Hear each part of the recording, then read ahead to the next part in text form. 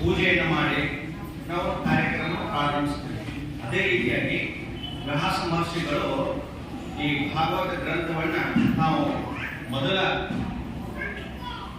ಇದನ್ನು ರಚಿಸಬೇಕಾದ್ರೆ ಈ ಜನ್ಮಾದ್ಯಶ್ಯ ಯಥೋಢಮಯಾಧಿಕರತಚಃ ಭಗವಂತನನ್ನ ಬಹಳ ಸ್ಪಷ್ಟವಾಗಿ ವರ್ಣನೆ ಮಾಡ್ತಾ ಇದ್ದಾರೆ.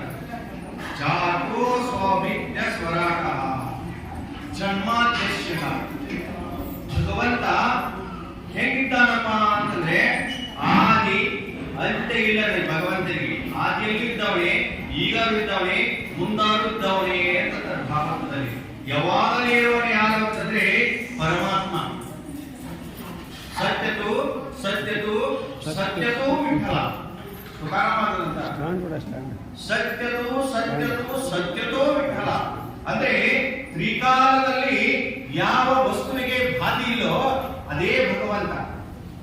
ನಾವೇನಾಗ್ತೀವಿ, ಹುಟ್ತೀವಿ, ಬೆಳಿತೀವಿ, ಒಂದ್ ದಿವಸ ಮೂಪ ಬರ್ತೈತಿ, ಮುಂದೇನಾಗ್ತೀವಿ ಸತ್. ಜನ್ಮಾದಶ್ಯ ಯಾವನಿಗೂ ಜನ್ಮವಿಲ್ಲವೋ ಅವನ ಪರಮಾತ್ಮ. ಅಂದ್ರೆ ನಮಗೆ ಯಾಕೆ ಜನ್ಮ ಇದೆ ಅಂತಂದ್ರೆ ಆ ಪರಮಾತ್ಮನ ಸ್ವರೂಪನ ನಾವೇ ಇದ್ದೀವಿ. ಅದಕ್ಕೆ ಹೇಳ್ತಾರಲ್ಲ, ಸರ್ವಾಗಟಿ ರಾಮ ದೇಹಾನೇಕ ಸೂರ್ಯಪ್ರಕಾಶಕ ಸಸ್ನ ಕಶ್ಮಿ ತೈಸಾ ಹೃದಯ ಮಧ್ಯಮೇ ರಾಮ. ಮೌಲ್ಯವ ಸ್ಪಷ್ಟವಾಗಿ ಕೊಡ್ತಾರೆ. ತೈಸಾ ಹೃದಯ ಮಧ್ಯಮೇ ರಾಮೋ ಅಸ್ತಾ ಸರ್ವಸುಖಾಚಿಯ ರಾಮೋ ಕಿ ಭ್ರಾಂತಿಶ ಕಾಮ ವಿಷಯ. ಅರ್ಜುನ, ನೀ ಏನಾಗಿದ್ದೀಪ ಅಂತಂದ್ರ ನನ್ನದು ನನ್ನದು ಇದು ನನ್ನಿಂದ ಆಗ್ತದ, ಇದು ನನ್ನಿಂದಲೇ ನಿರ್ಮಾಣ ಆಗಿದೆ, ನಾನೇ ಇದಕ್ಕೆಲ್ಲ ಕಾರಣ, ನಾ ಇರ್ಲಿಲ್ಲ ಅಂದ್ರೆ ಇದು ನಡೆಯುವುದಿಲ್ಲ ಅನ್ನೋಂತ ನಿನ್ ಭ್ರಮೆ ಏನಾಗಿದೆಯಲ್ಲ, ನಾನು ಆಗುವುದರಿಂದ ನಿನಗೆ ಅಜ್ಞಾನ ಆಗಿದೆ. ನೀನು ಜನನ ಮರಣದಲ್ಲಿ ಸಿಲುಕಿದಿ. ನಾನು ಅವಿನಾಶ ಜನ್ಮಾದಶ್ಯ, ನನಗೆ ಯಾವ ಜನ್ಮಗಳಿಲ್ಲ ನನಗೆ. ಮತ್ತೆ ಜನ್ಮ ಇಲ್ಲ ಅಂತಾರೆ, ಮತ್ತೆ ಜನ್ಮಗಳನ್ನು ಭಗವಂತ ಮಾಡ್ತಾನಂತಾರಲ್ಲ. ನೋಡಿ ಎಷ್ಟು ಅವತಾರ ಮಾಡ್ತೇವೆ. ಆದ್ರೆ ಭಗವಂತ ಹೇಳ್ತಾನ, ನನ್ನ ಬಿಂಬಗಳು, ನಾನು ಆ ರೂಪದಲ್ಲಿ ಬಂದು ಆ ಉದ್ಧಾರ ಮಾಡೋದು, ಅವ್ರು ಯೋಗ ಕ್ಷಮ ನೋಡಕ್ ಬರ್ತೀನಿ. ಆದ್ರೆ ನೀನು ಏನ್ ಮಾಡಿದೆ ಅಂದ್ರೆ ಅರ್ಜುನ ಇದು ಬರ್ತೀನಿ. 4ನೇ ಅಧ್ಯಾಯದವರೆಗೂ ಸ್ಪಷ್ಟವಾಗಿ ಭಗವಂತ ಹೇಳ್ತಾನೆ, ನಾನು ಸೂರ್ಯನಾರಾಯಣಿಗೆ ನನ್ನಲ್ಲಿರುವಂತಹ ಪೂರ್ಯವಾದದ್ದನ್ನು ಹೇಳಿದೆ ಅಂತ ಹೇಳಿ. ಅದೇ ಹೇಳ್ತಾನೆ, ಓಂ ಭೂರ್ಭುವಸ್ವಃ ತಸ್ತವಿತುರ್ವರೆಣ್ಯಂ ಭರ್ಗೋ ದೇವಸ್ಯ ಧೀಮಹಿ ಧಿಯೋ ನ ಪ್ರಚೋದಯಾತ್. ಈ ಭಾಗವತದ ಸಂಪೂರ್ಣ ವೇದದಲ್ಲಿರುವಂತಹ ಅರ್ಥ ಹೇಳಿ 7 ದಿವಸ ಬೈತಲ್ಲ. ಯಾಕಂದ್ರೆ ಕ್ಷಣೋಕ್ಷಣ ಮಹಾಚಿ ಕರಾವಳ ವಿಚಾರ ಕ್ಷಣೋಕ್ಷಣ ಮಹಾಚಿ ಇನ್ನೊಂದು ಕ್ಷಣ ಬದುಕಲು ಗೊತ್ತಿಲ್ಲ ಅಂತ 7 ದಿವಸ ಐತಲ್ಲ ಹೇಳಿ. ನಿಮ್ಮಂತ ಮಹಾಪ್ರಯಾಸ ನಮ್ಮಂತ 7 ದಿವಸದ ಅಂತಂದ್ರೆ ಲಘು ಎಲ್ಲ ಲಘು ಇದ್ದಿದ್ದೆಲ್ಲ ಹೋಗಿ ಬರೀ ನಾ ಬದುಕಿದ ಸಾಕು ಇಲ್ಲ. ಆದ್ರ ನಗಾಕತ್ರ ಏನಂದ್ರ ಇನ್ನು 7 ದಿವಸ ಐತಲ್ಲ ನನ್ನ ಜೀವನದ ಸಾಫಲ್ಯತೆ ಮಾಡ್ಕೋಬೇಕಂತ ಹೇಳ್ಕೊಂಡು ಅಖಂಡವಾಗಿ ಸುಖ ಗುಣಗಳಿಂದ ಏನ್ ಮಾಡಿರಪ್ಪ ಅಂತಂದ್ರ ಭಾಗವತ ಶ್ರವಣವನ್ನ ನೀರಿಲ್ಲ, ಆಹಾರ ಇಲ್ಲ, ಏಕೋಭಾವದಿಂದ 7 ದಿವಸ ಶ್ರವಣ ಮಾಡಿ. ಅಂತ ಒಂದು ಶಕ್ತಿ ಏನಪ್ಪಾ ಅಂತಂದ್ರೆ ಆ ಸಪ್ತಾಹದಲ್ಲಿ ನಾವು 7 ದಿವಸ ಸಪ್ತಾಹ ಮಾಡಿ ಬಿಡುದಂದ್ರೆ ಇದು 7 ದಿವಸ ಇಲ್ಲಿ ಮಾಡಿ ಏನಾಯ್ತು ಸುಗ್ಗಿದು. ಇದು ಸುಗ್ಗ್ಯಾಗ ರೈತರು ಮಾಡಿ ಕಾಳ ಕಡಿ ತುಂಬಿಟ್ಕೋತಾರೆ, ಗೊತ್ತಿತ್ತೇನ್ರಿ? ಕಾಳ ಎತ್ತಿ ತುಂಬಿಟ್ಕೋತಾರೆ. ಎದಕ್ಕ? 1 ವರ್ಷ ಅಲ್ಲ ಅದನ್ನ ಹಾಕಬೇಕಂತ. ಹಾಗೆ ಸಪ್ತಾಹದಾಗ ಬಂದಂತ ನಾವು ಇಲ್ಲಿ ಸಪ್ತಾಹದಾಗ ಏನ್ ಮಾಡ್ತೀವಲ್ಲ, ಈ ಶ್ರವಣವನ್ನ ಮತ್ತೊಂದು ಸಪ್ತಾಹ ಮಾಡಿದಾಗ ಉಪಯೋಗ ಮಾಡಂಗಿಲ್ಲ. ಇದನ್ನ ದಿನಾಲು ಒಂದು ಸ್ವಲ್ಪ ಏನ್ ಮಾಡ್ಬೇಕಂದ್ರೆ ನಾವು ಮನಿ ಒಳಗ ಅದನ್ನ ಶ್ರವಣ ಮಾಡಬೇಕು. ಅದನ್ನ ನಿಧಿಧ್ಯಾಸಗಳನ್ನಾಗಿ ಮಾಡಿ ಅದರ ಉಪಯೋಗನ ಮಾಡ್ಕೋಬೇಕು ನಾವು. ಇವತ್ತ ಆ ಒಂದು ಗಡ್ಡವನ್ನ ಕೊಟ್ಟಂತದ್ದು ಭಾಗವತದ ಶ್ರವಣದ ಪುಣ್ಯ ನಾವು ತಗೊಂಡು ಹೋದಾಗ ಮಣಿಗೆ ಅಖಂಡ. ಯಾಕಂದ್ರೆ ಭಾಗವತ ಶ್ರವಣ ನಾ ನೋಡಿದ್ರೆ ಭಾಗವತದ ಇಲ್ಲಿ ಘಟಪ್ರಭಾವ ಫಸ್ಟ್ ಟೈಮ್ ಅಲ್ರಿ, ಫಸ್ಟ್ ಟೈಮ್ ಭಾಗವತ ಶ್ರವಣ ಆಗೋದಂದ್ರೆ ಜ್ಞಾನೇಶ್ವರಿ ಸಾಮಾನ್ಯವಾಗಿ ಎಲ್ಲ ಕಡೆ ಮಾಡ್ತೀವಿ. ಭಾಗವತದ ಶ್ರವಣ ಮಾಡಬೇಕಾದ್ರೆ ಒಂದು ಸಾಮಾನ್ಯವಾಗಿ ಒಂದು ಮದುವೆಗಿಂತ ಹೆಚ್ಚಾಗ್ತ ಬರ್ತೈತಿ. ಒಂದು ಮದುವೆಗೆ ತೊಂದರೆ ಬರ್ತೈತಿ. ನಾವು ಬರೀ ಬಂದು ಹೋಗಕ್ಕೆ ಏನ್ ಮಾಡ್ತೀವಿ, 9 ದಿವಸ ಎಲ್ಲ ಹಿಡಿದು ಇಲ್ಲಿ ಕಾರ್ಯಕ್ರಮಕ್ಕೆ ಎಲ್ಲ ಅನುಕೂಲ ಮಾಡಿ ನೋಡ್ರಿ. 1 ದಿವಸ 2 ದಿವಸ ಮದುವೆ ಮಾಡ್ಬೇಕಾದ್ರೆ ಏನಾಗಿರ್ತದೆ, 9 ದಿವಸ ಮಾಡಿ ಕುಲಾಚಾರ ನಾವು ಮುಖೋಪಾಚೆ ಇದನ್ನು ಹೋಗಿ ಅವ್ರ ಮನೆಯೊಳಗೆ ಅಷ್ಟೇ ಅಲ್ಲ, ಅವ್ರು ಅಷ್ಟೇ ಅಲ್ಲ, ಅವ್ರು ಎಲ್ಲರೂ ಆನಂದ ಪಡ್ಲಿ, ಈ ದುಃಖದಿಂದ ನಿವೃತ್ತಿ ಆಗುವಂತ ಮಹಾತ್ಮ ಗುಣ. ಅದಕ್ಕಾಗಿ ಈ ಸತ್ತ ಏನದಲ್ಲ ಸಾಮಾನ್ಯ ಅಲ್ಲ, ಇಲ್ಲಿ ಎಲ್ಲ ಕಾಣಿಸ್ತೈತೆ. ನಾವು ಈಗ ಹೇಳ್ಬೇಕಂದ್ರೆ ಮರಳಿ ಶ್ರವಣ ಭಕ್ತಿಗಳು ಎಲ್ಲ ನವವಿಧ ಭಕ್ತಿಗಳು ಎಲ್ಲ ಪ್ರಾರಂಭ ಆಗ್ತಾವ. ಒಂದೊಂದು ಭಕ್ತಿ ಮಾಡ್ಬೇಕಾದ್ರೆ ಶ್ರವಣ ಭಕ್ತಿ ಮಾಡಬೇಕಾದ್ರೆ ಸಾಮಾನ್ಯವಾಗಿ ಇಲ್ಲ ಸತ್ತಾದಾಗ ಇಲ್ಲಿ ಭಾಗವತ ಶ್ರವಣ ಮಾಡ್ತಿದ್ವಿ.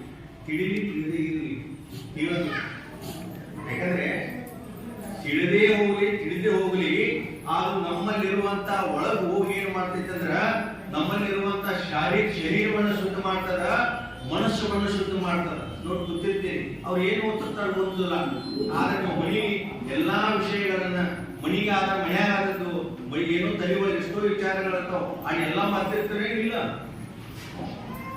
ಮಾಡ್ತಿದ್ರೆ ಓದ್ರಿ ಅಂದ್ರೆ ಇಲ್ಲಿ ಬಂದ್ರೆ ಸಾಕು. ಮತ್ತ ತಲೆಯೊಳಗೆ ಇಲ್ಲಿ ಎಲ್ಲ ವಿಷಯಗಳು ಇಲ್ಲಿ ನಮ್ಮ ಶರೀರ ಅಷ್ಟೇ ಇತ್ತು, ವಿಷಯ ಮನಸ್ಸೆಲ್ಲ ಬೇರೆ ಬೇರೆ ಇತ್ತಪ್ಪ ಅಂತಂದ್ರ ಆಗುದಿಲ್ಲ. ಯಾಕೆ ಆಗುದಿಲ್ಲ ಅಂದ್ರ ಅದಕ್ಕೆ ಚಂಚಲ ಭೀಮನ ಕೃಷ್ಣ ಸಮಾಧಿ ಬಲವದೃಢಂ ತಶಾಮಣಿಕ್ರಮ ವಾಯುದೇವ ಸೂಚಿಸುತ್ತಂ. ಅರ್ಜುನ ಪ್ರಶ್ನೆ ಮಾಡಿದಾಗ ಅದಕ್ಕೆ ಪರಮಾತ್ಮ ಹೇಳ್ತಾನೆ, ಆ ಸಂಶಯ ಏನ್ ಚಿಂತೆ ಮಾಡಕ್ ಹೋಗಬೇಡ, ದಿನಾಲು ನೀವು ಹೋಗಿ ಕುಂದ್ರಿ 1 ದಿವಸ ಆಗಲಿ ಆಗುದಿಲ್ಲ, 2 ದಿವಸ ಆಗುದಿಲ್ಲ, 3 ದಿವಸ ಆಗುದಿಲ್ಲ, 4 ದಿವಸ ಶ್ರವಣ ಆಗ್ತದ ಏನಾಗ್ತೈತಂದ್ರೆ ಅದೇ ಶಕ್ತಿಯನ್ನು ತಲೆಯೊಳಗೆ ಬರ್ತೈತೆ. ಅದನ್ನೇ ಏನ್ ಮಾಡ್ಬೇಕಂದ್ರ ದಿನಾಲು ನಾವು ಶ್ರವಣ ಮಾಡ್ತಾ ಇದ್ವಿ. ಸಾಮಾನ್ಯವಾಗಿ ಇಲ್ಲಿ ಶ್ರವಣ ನಮಗೆ ಭಗವಂತ ನಾಮಸ್ಮರಣೆ ಹೇಳ್ತದೆ, ಕೀರ್ತನ ಸಿಗ್ತದ, ಸ್ಮರಣೆಯನ್ನು ಮಾಡ್ಲಿಕ್ಕೆ ಹೇಳ್ತದ, ಚರ್ಚೆ ಮಾಡ್ಬೇಕು. ಏನ್ ಹೇಳು ನಮ್ಗೆ ಅದು ಉಪಯೋಗ ಏನಾಗ್ತದ, ಅಧ್ಯಾತ್ಮದ ಯಾವುದನ್ನು ತಿಳ್ಕೊಂಡು ದುಃಖದಿಂದ ನಿವೃತ್ತಿ ಆಗ್ಬೇಕು. ನೋಡ್ರಿ, ಯಾವುದೋ ಮನೆಯೊಳಗೆ ಕೇಳಿದ್ರು ಅಂತಂದ್ರೆ ದುಃಖ ಆಗ್ತದೆ. ಅದಕ್ಕಾಗಿ ನಾವೇನ್ ಮಾಡ್ಬೇಕಂದ್ರೆ ದಿನಾಲು ಆ ಸ್ಮರಣೆಯನ್ನು ಮಾಡಬೇಕು. ಅಷ್ಟೇ ಅಲ್ಲ, ಪಾದ ಸೇವನೆ, ಮಹಾತ್ಮರು ಸಂತರ ಪಾದ ಸೇವನೆ ಮಾಡಬೇಕು, ಭಗವಂತನ ಪಾದ ಸೇವನೆಯನ್ನು ಮಾಡಬೇಕು. ಇಲ್ಲಿ ಸಿಗುವಂತ ಸಾಮಾನ್ಯವಾಗಿ ಸಿಗುವಂತ ಭಕ್ತಿಗಳು ಅರ್ಚನೆ ಸಿಗ್ತದೆ. ಭಗವಂತನಿಗೆ ಪುಷ್ಪಾರ್ಚನೆ ಮಾಡಬಹುದು, ಮಾಲೆ ಹಾಕಬಹುದು, ಆನಂದ ಪಡಬಹುದು. ಈಗ ನೋಡ್ರಿ, ನಾವೇನ್ ಮಾಡ್ತಾರೋ ಮಗುಗೆ ಶೃಂಗಾರ ಮಾಡಿ ಆನಂದ ಪಡ್ತಾಳ, ತಾನ ಶೃಂಗಾರ ಆನಂದ ಪಡ್ತಾಳ. ತನ್ನ ಮಗು ಎಂತಾದ್ರೂ ಅದಕ್ಕೆ ತನ್ನ ಅರಿವುಗಳನ್ನ ಹಾಕಿ ತನ್ನ ಎಷ್ಟು ತನ್ನಲ್ಲಿ ಮನುಷ್ಯನಿಗೆ ಅದಕ್ಕೆ ಆ ಅರಿವುಗಳನ್ನ ಹಾಕಿ ಬಂಗಾರಗಳನ್ನ ಹಾಕಿ ಅದಕ್ಕೆ ಶೃಂಗಾರ ಮಾಡಿ ಆನಂದ.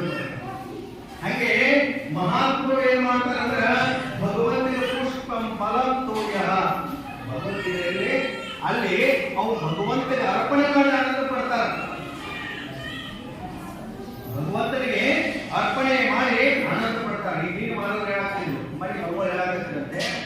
ಅಲ್ಲಿ ಪಂಢರಪುರದಲ್ಲೇ ಭಾಗವತ ಸಪ್ತಾಹ ಇಡಬೇಕಾದ್ರೆ ಒಬ್ಬರು ಭಕ್ತರು ದಿನಾಲು ಈ ಕಾರ್ಯಕ್ರಮಕ್ಕೆ ಒಂದು ಸ್ವಲ್ಪ ಬಂಗಾರ ಎಷ್ಟು ಇಷ್ಟ ತಗೊಂಡು ಒಂದು ಗುಂಜಿನ ಒಂದು ಗುಂಜಿ ಬಂಗಾರ, ಒಂದು ಗುಂಜಿ ಬೆಳ್ಳಿ, ಮತ್ತೇನ್ರಿ ಆಗುವಂತ ಎಲ್ಲ ವ್ಯವಸ್ಥೆಗಳು ಎಷ್ಟು ಮಂದಿಗೆ 20,000 ಜನಕ್ಕೆ.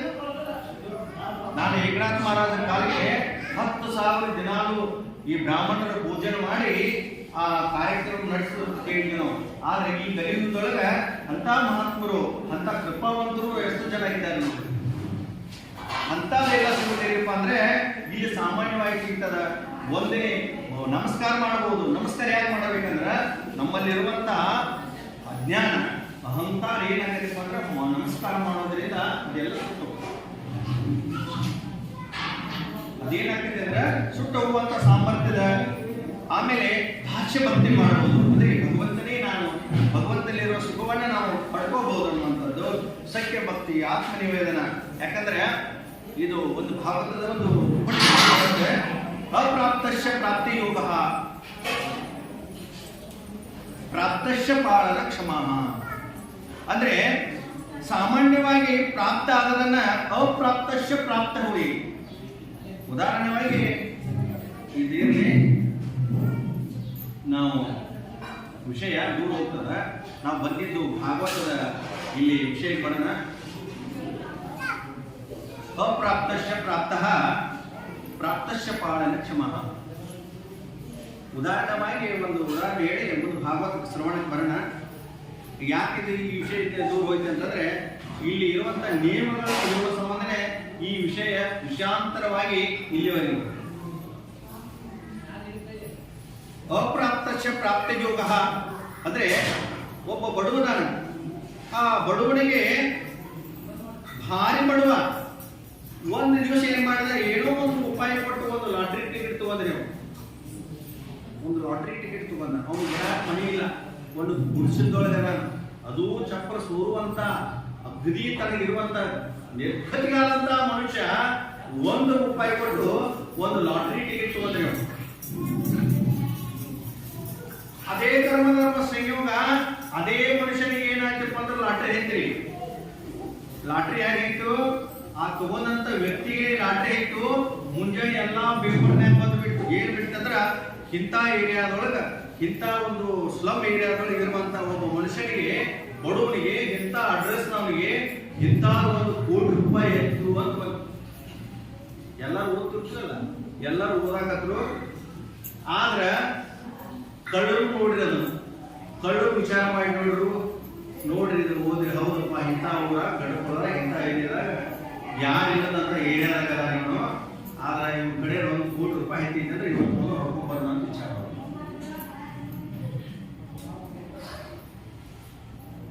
ವಿಚಾರ ಮಾಡಿ ರಾತ್ರಿ ಆಗಿತ್ತು, ₹1,00,00,000 ತಗೊಂಬಂದ.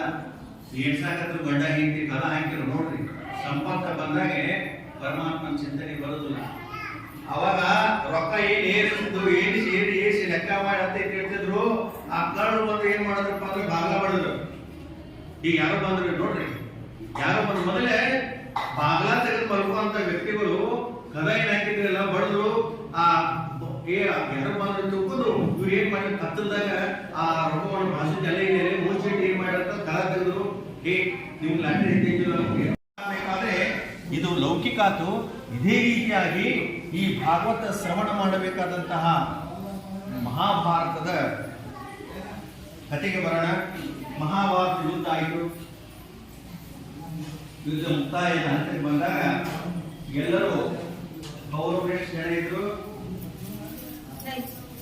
101 ಜನ ಇದ್ರು. ಆದ್ರೆ ಪರಮಾತ್ಮನಲ್ಲಿ ಯುದ್ಧ ಮಾಡೋ ಟೈಮ್ ಕೇಳಿದ್ರು, ಕಂಡೀಷನ್ ಹಾಕಿದ್ರು. 101 ಮಂದಿ ಒಳಗೆ 99 ಎಲ್ಲರೂ ಸ್ವಲ್ಪ ನಾವು ಒಬ್ಬರ ಉಳಿದ್ರೆ ಪಾಂಡವರು 5 ಮಂದಿ ಒಳಗ ಅಂದ್ರೆ ಬಿಟ್ರು.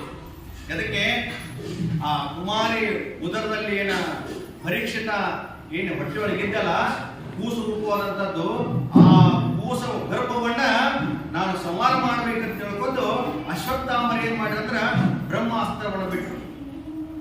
ಬ್ರಹ್ಮಾಸ್ತ್ರವನ್ನು ಬಿಡಬೇಕಾದ್ರೆ ಭಗವಂತ ಚಿಂತನೆ, ಯಾಕಂದ್ರೆ ಭಗವಂತ ಎಲ್ಲ ಜಪಾನ. ಬ್ರಹ್ಮಾಸ್ತ್ರವನ್ನು ಬಿಟ್ಟಾಗ ಕೃಷ್ಣ ಪರಮಾತ್ಮನಿಗೆ ಚಿಂತೆ ಆಯಿತು.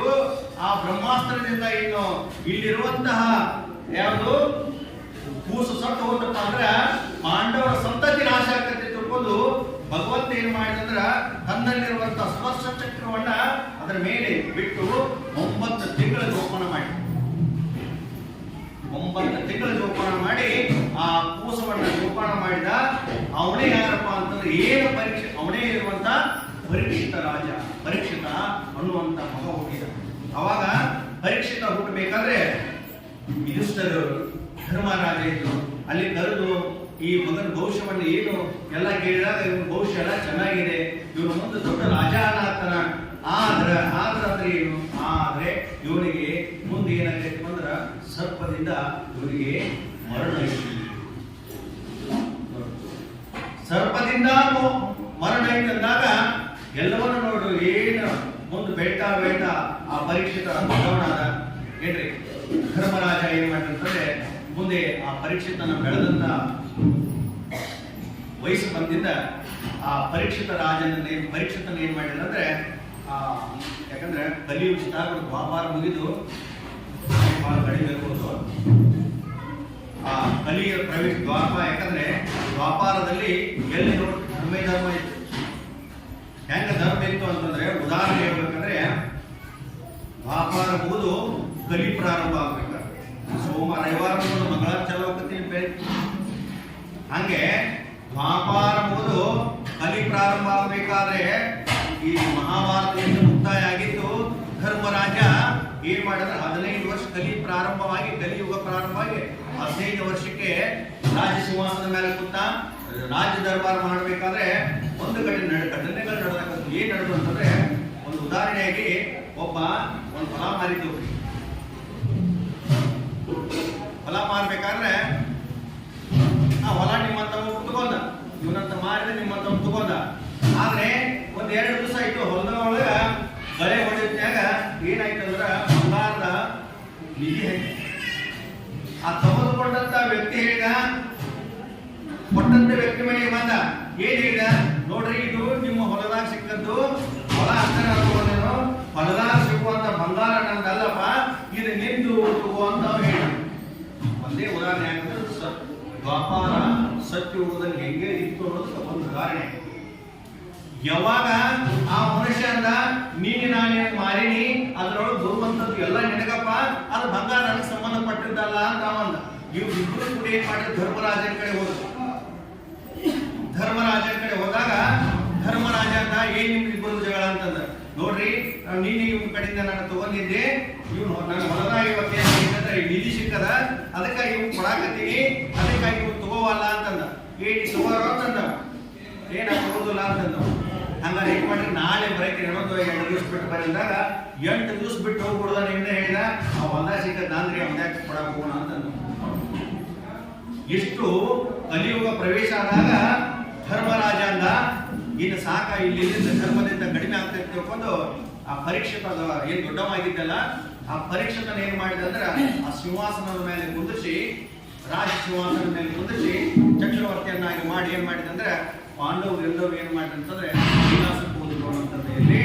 ಆಗ ಪರೀಕ್ಷಿತ ರಾಜ ರಾಜ್ಯವನ್ನ ಯಾವುದೇ ತರದ ಅಲ್ಲಿ ಮುನ್ನಡೆಗಳಿಂದ ರಾಜ್ಯ ದರ್ಬಾರ ಎಷ್ಟೋ ವರ್ಷ, 15 ವರ್ಷಕ್ಕೆ ಮತ್ತೆ ಅವನು ಏನ್ ಮಾಡಿದಂತಂದ್ರೆ ಕಲಿಯುಗದೊಳಗ ರಾಜ್ಯ ದರ್ಬಾರವನ್ನ ಮಾಡಿ ಮುಂದೆ ಏನಾಯ್ತು ಅಂತಂದ್ರೆ, ಒಂದು ದಿವಸ ರಾಜರು ಭೇಟಿ ಆಗ್ತಾ ಇದ್ದ.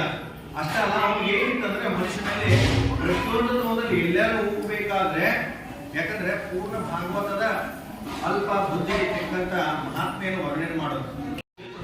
ಮುಗಿಸ್ಕೊಂಡು ಈ ಊರಿಗೆ ಬಂದು ನೋಡ್ತಾನ, ಊರೊಳಗೆ ಯಾರು ಇಲ್ಲ. ತಂದೆ ಕೇಳ್ಕೊಂಡು ಹೋಗಿದ್ದ, ಮತ್ತ ಇವಳು ದುಂದುಕಾರ ಇವನು ನಡೆದ ವಿಷಯವನ್ನ ಹೇಳಿದ ತೂಕ ಆಯ್ತು. ಆದ್ರೆ ಅದೇ ದಿವಸ ರಾತ್ರಿ ಮಲಗಿದಾಗ ಒಂದು ದೊಡ್ಡವಾದ ಶಕ್ತಿ ಬಂದು ಆ ಗೋಕರ್ಣನ ಕಾಡಕ್ಕೆ ಹಿಡಿಯಾಕ ಮಲಗಿದೆ. ಈಗ ಕೆಟ್ಟ ಕೆಲಸ ಇರೋದು. ಅವಾಗ ಆ ದುಂದುಕಾರಿನ, ನೀ ಯಾರು ಈ ಶಕ್ತಿ ಅಂತ ಶಬ್ದವನ್ನು ಮಾಡ್ತೆ ಅಂದಾಗ, ಅಣ್ಣ ನಾನು ಯಾರು ಗೊತ್ತಾಗತ್ತ, ನಾನು ನಿನ್ನ ತಮ್ಮ ದುಂದುಕಾರ್ಯ, ನಾನು ಮಾಡಿದಂತ ಕೆಟ್ಟ ಕೆಲಸಗಳನ್ನ ಎಲ್ಲ ಮಾಡಿ ಹೇಳ್ರಿ, ನನಗ ಈಗ ಏನಾಗಿತ್ತ ಆತ್ಮ ನನಗೆ ಸಿಕ್ಕಾಗ ನಾನು ಉದ್ಧಾರ ಮಾಡು ಅಂದಾಗ ಏನ್ ಮಾಡ್ಬೇಕು ಅಂದಾಗ ಮಹಾತ್ಮರಲ್ಲಿ ಕೇಳಿದಾಗ ದುಂದುಕಾರ್ಯ ಆ ಆತ್ಮವನ್ನ ಉದ್ಧಾರ ಮಾಡಬೇಕಾಗಿ ಮುಂದೆ ಏನ್ ಮಾಡ್ತಾರೆ ಅಂದ್ರೆ, ಆ ಗೋಕರ್ಣ ಬರನೇ ದಿವಸದ ಭಾಗವತ ಶ್ರವಣವನ್ನು ಅವಾಗ ಎಲ್ಲ ಜನ ಬಂದ್ರು, ಅಂದರವನ್ನ ಹಾಕಿದ್ರು. ಒಂದು ಬಿದುರು ಇತ್ತು ಲಾಸ್ಟಿಗೆ, ಆತ್ಮಕ್ಕೆ ಭೂಮಿ ಮೇಲೆ ಬರಂಗಿಲ್ಲ. ಅವಾಗ ಗೋಕರ್ಣ ಹೇಳಿದ, ನೀನು ಆ ಕಂಬದಲ್ಲಿ, ಆ ಬಿದಿರು ಕಂಬದಲ್ಲಿ ನೀ ಕುಂದಿರ್ಬೇಕಂದಾಗ ಭಾಗವತ ಶ್ರವಣ ಮಾಡಸ್ ಪ್ರಾರಂಭ ಆಯ್ತು. 1ನೇ ದಿವಸ ಭಾಗವತ 1ನೇ ಭಾಗ ಮುಗಿದಾಗ 1 ಗಂಟೆ ಸೀಳಿದ್ರು. 2ನೇ ದಿವಸ 2 ಗಂಟೆಗಳ ಸೀಳಿದು, 5ನೇ ದಿವಸ 5 ಗಂಟೆ ಸೀಳಿದು, 7ನೇ ದಿವಸ 7 ಗಂಟೆಗಳ ಸೀಳಿ ಅಲ್ಲಿ ಕೂತಂತಹ ಆ ದುಂದುಕಾರ್ಯ ತನ್ನ ಪಾಪದಿಂದ ವಿಮುಕ್ತಿನ. ಇಂಥ ಶಕ್ತಿ ಏನಪ್ಪಾ ಅಂದ್ರ ಭಾಗವತ ಶ್ರವಣದಲ್ಲಿದೆ.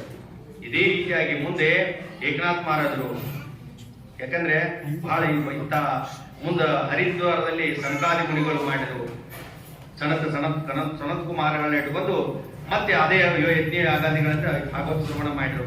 ಮುಂದೆ ಅದೇ ಏಕನಾಥ ಕಾಲಕ್ಕೆ ಬಂದಾಗ ಏಕನಾಥ ಮಹಾರಾಜರು ಜೀವನ ಚರಿತ್ರೆ ತಗೊಂಡ್ರೆ ದಿವಸ 10,000 ಜನರಿಗೆ ಬ್ರಾಹ್ಮಣರಿಗೆ ದಿವಸ ಭೋಜನ ಹಾಕಿ 10,000 ಜನ ದಿವಸ ಭಾಗವತ ಶ್ರವಣ ಮಾಡ್ತಿದ್ರು ಅಂತ ನಡೆಸಿಕೊಡ್ತಿದ್ರು. ಎಂತ ಒಂದು ಏಕನಾಥ ಶಕ್ತಿ ಇರಬಹುದು, ಅಂತ ಶಕ್ತಿ ಆಯ್ತು.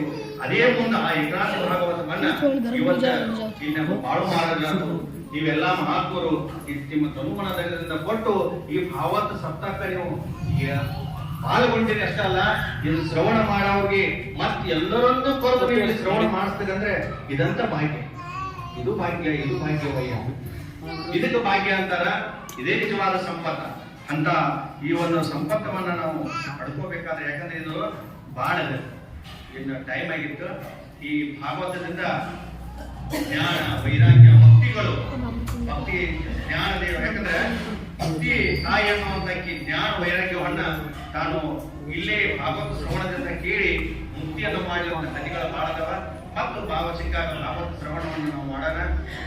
ನುಣ್ಯತೆ ಕುರಿತು ಅಧಿಕತೆ ಸರದಿ ಯಾವ್ದಿರಲ್ಲ ನುಣ್ಯವಾದಂತದ್ದನ್ನ ತಪ್ಪಾಗಿದ್ರೆ ಅವನೇನ್ ಮಾಡ್ರಂದ್ರ ಅವ್ರು ನಮಗ್ ಬೇಡ್ರಿ, ಚಲೋ ಇದ್ದನ್ನ ನೀವು ತಗೋರಿ. ಎಲ್ಲರನ್ನು ನಾವು ಈ ಭಗವಂತನ ಸೇವನೆಗೆ ಅರ್ಪಣ ಆಗ್ತಾ ಭಗವಂತನ ಕಾರ್ಯಕ್ಕೆ ನಾವು ನೀವು ಎಡೆ ಆಗೋಣ ಅಂತ ತಿಳ್ಕೊಂಡ ಈ ಭಾಗವತದ ಶ್ರವಣವನ್ನ ಮುಕ್ತಾಯ. ಕುಂಡಲಿ ಕೊರದ ಹಾರಿ ಬಿಟ್ಟ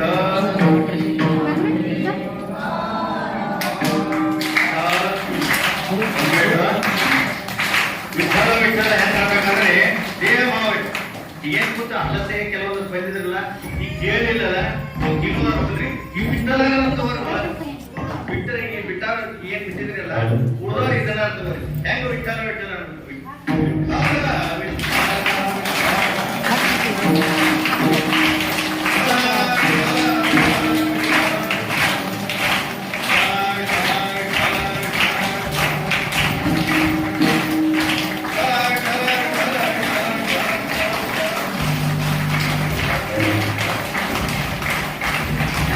ಕುಂಡಲಿ